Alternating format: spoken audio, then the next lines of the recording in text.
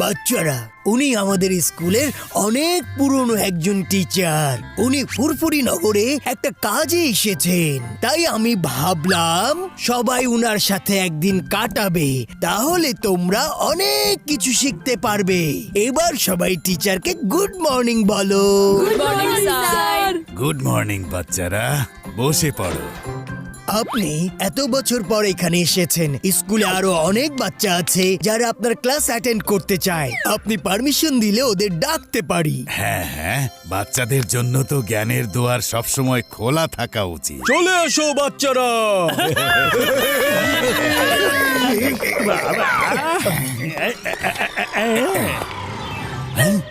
এসব কি? স্যার, খুব ভালো হয়েছে আপনি আমাদেরকে চিনতে পেরেছেন। আপনি কেমন আছেন স্যার? তোমাদেরকে কেউ ভুলতে পারবে নাকি? এখন পর্যন্ত সবকিছু ঠিক ছিল, এরপর কি হবে জানি না। স্যার, আমরা জানতে পেরেছি আপনি এখানে ক্লাস নেওয়ার জন্য এসেছেন, তাই আমরাও চলে এসেছি। ভাবলাম পুরনো দিনগুলোকে একটু মনে করা যাক। হ্যাঁ, আচ্ছা ঠিক আছে ঠিক আছে, তোমরা বসো। তাহলে স্যার আমরা পেছনে গিয়ে বসি। ঠিক আছে, বসো বসো। ছোটবেলায় তো তোমরা পেছনেই বসতে। চলো। বাচ্চারা, আমাকে ভালো একটা কবিতা এখন কে শোনাবে? আমি শোনাবো স্যার, আমি শোনাবো। আচ্ছা ঠিক আছে, তুমি শোনাও।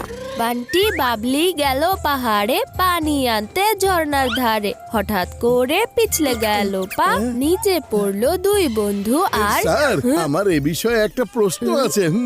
এত সিম্পল কবিতায় কি প্রশ্ন থাকতে